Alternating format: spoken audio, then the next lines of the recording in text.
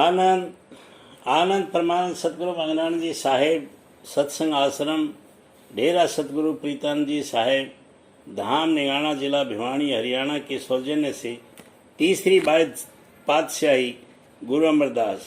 भले अमरदास गुण तेरे, तेरी उपमा तो ही बनावे। महानता के पायदान पर उम्र कभी आड़े नहीं आती।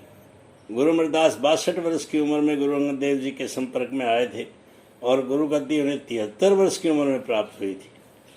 इस उम्र में जब आदमी जीवन से हार मानकर बैठ जाता है, तब गुरु अमरदास ने सिख परंपरा की महान गुरु गद्दी का पदभार ग्रहण करके अपनी कर्मठता का परिचय दिया था। उनकी ये कर्मठता ही उनकी महानता की परिचायक सिद्ध हुई थी। गुरुवर की सेवा का स्थान सबसे ऊंचा माना गया है।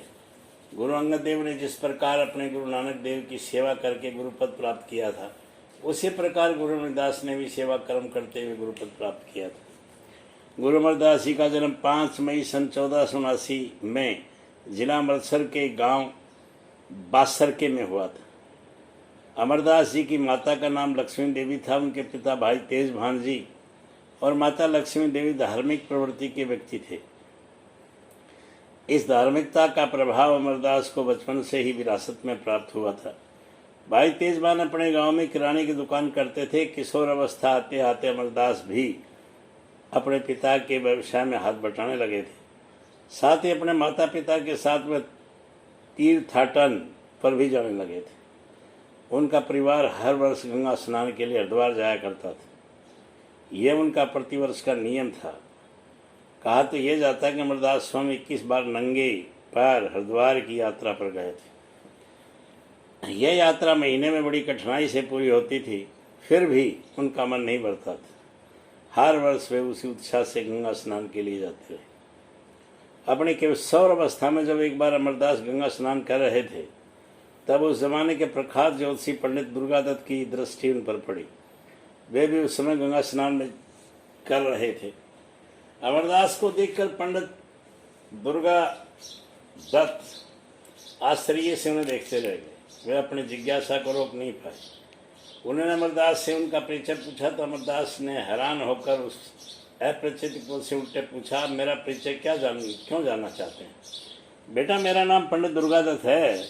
मेरी नज़र तुम्हारे हाथ की रेखाओं पर पड़ी तो मेरे ज्ञान उत्सुक हो उठा और इसलिए मैंने तुम्हारा परिचय पूछ लिया। आपने मेरे हाथों की लकीरों में क्या देखा? बेटा, तुम्हारे हाथ की लकीरों में राजा बनने की योग। यदि तुम राजा नहीं बने तो एक दिन कोई बहुत बड़े संत बनोगे। दोनों और दुखी जन की पीड़ा से तुम्हारा हृदय सदैव द्रवित रहेगा और तुम उनकी सेवा करते हुए उच्च पद तथा ख्याति प्राप्त करोगे। पंडित दुर्गादत्त की बात सुनकर अमरदास ने अपना परिचय दिया और उन्हें अपने माता पिता से मिलवाया। पंडित दुर्गादत्त की बात सुनकर अमरदास के माता पिता बहुत खुश हुए। उन्होंने पंडित जी को भोजन कराना चाहा, किंतु उन्होंने ये कहकर भोजन करने से मना कर दिया कि जिसका कोई गुरु नहीं वे उसके हाथ का भोजन नहीं करते और न कोई दीक्षिणा आदि देते हैं। सतगुरु की खोज। पंडित जी की बात किशोर अवस्था अमरदास जी के हृदय में गड़ गई। वे उसी दिन से किसी योग गुरु की तलाश में जुट गए, किंतु गुरु क्या उन्हें इतनी आसानी से मिलने वाला था? फिर भी निराश नहीं हुए। वे पिता के कारोबार में हाथ बटाते रहे और परमात्मा की आराधना में भी नियम से लगे रहे। सन 1502 के माघ मास की 17वीं तिथि को मनसा देवी के साथ उनका विवाह कर दिया गया।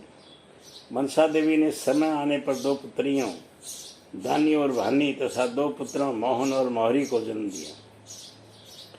समय धीरे धीरे बीतता रहा था। घर में किसी चीज़ की कमी नहीं थी।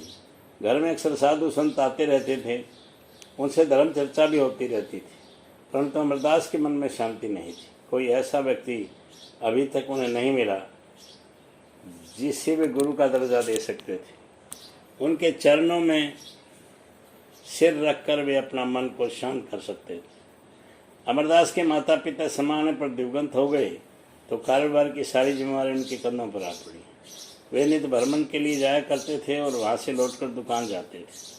एक बार जब वह प्रातः भ्रमण के लिए जा रहे थे तो उनके कानों में किसी की सुमधुर आवाज़ पड़ी। कोई स्त्री अपने मधुर कंठ से कोई सदवाणी गा रही थी। आवाज़ की दिशा में आगे बढ़कर अमरदास जी ने देखा कि जिस मकान से आवाज़ आ रही थी वह उनके भतीजे का था। वह एक पल भी गंवाए बिना घर में प्रवेश कर गए। वहाँ जाकर उन्होंने देखा कि उनके भतीजे की पत्नी अमरो वह वाणी सैस्वर गा रही थी। अमरदास जी चुपचाप खड़े खड़े उस वाणी को सुनते रहे। उस वाणी को सुनकर उनके मन में बड़ी शांति मिली। वाणी का पूरा होने पर अमरदास जी ने अमर से पूछा, बेटी तू ये किसकी वाणी गा रही थी? अमर ने उठकर अमरदास जी के चरण स्पर्श की और बोली, चाचा जी ये वाणी गुरु नानक देव जी की है। उनकी गुरु गद्दी पर इन दोनों मेरे पिता श्री अंगदेव जी विराजमान है। ये वाणी उन्होंने मुझे दी थी। भतीजे की नव विवाहिता पत्नी की बात सुनकर अमरदास जी के मन में गुरु अंगद देव के दर्शनों की इच्छा जागृत उठी। उन्होंने अमर से कहा, बेटी क्या तुम मुझे उनके दर्शनों के लिए ले जा सकती है? क्यों नहीं चाचा जी, अमरो बोली। इस बार जब मैं अपने घर खडूर जाऊंगी तब आप भी मेरे साथ चलना। वैसे भी मेरे पिताश्री तो आपके समधी हैं, वे आपसे मिलकर बहुत खुश होंगे। समधी शिष्य बने। कुछ दिन बाद ऐसा ही शुभ अवसर आया कि बीबी अमरों को अपने पिता के घर जाना हुआ तो अपने साथ अमरदास जी को लेती गई। जिस समय अमरदास जी खडूर पहुँचे उसमें गुरु अंगद देव जी अपनी संगत के सामने प्रवचन कर रहे थे। अमरदास जी प्रवचन सुनने वहाँ बैठ गए और तन्मयता के साथ प्रवचन सुनते रहे। उन प्रवचनों का भाई अमरदास जी पर ऐसा प्रभाव पड़ा कि वे अपने को रोक नहीं पाए। गदगद होकर वे उठे और एक अक्षर भी गवाए बिना आगे बढ़कर गुरु अंगद देव जी के चरणों में गिर पड़े। मुझे अपना शिष्य बना लीजिए गुरु जी। भाई अमरदास गर्वित होकर बोले, बरसों से जिस गुरु की तलाश में मेरा मन भटक रहा था आज वे मुझे मिल गए। जब तक आप हाँ नहीं करेंगे तब तक मैं यहाँ से नहीं जाऊँगा। उनकी व्यलता देखकर गुरु अंगद देव ने उनसे कहा, भाई अमरदास जी आप तो मेरे समधी हैं, मैं आपको अपना शिष्य कैसे बना सकता हूँ? गुरु और शिष्य के रिश्ते में गुरु और शिष्य के अलावा कोई अन्य रिश्ता नहीं आता। मैंने आपका शिष्य बनने का संकल्प ले लिया है। मैं इसके अलावा किसी और को रिश्ते को नहीं मानता। भाई अमरदास जी की प्रार्थना ने गुरु अंगद देव जी की द्रवित कर दिया।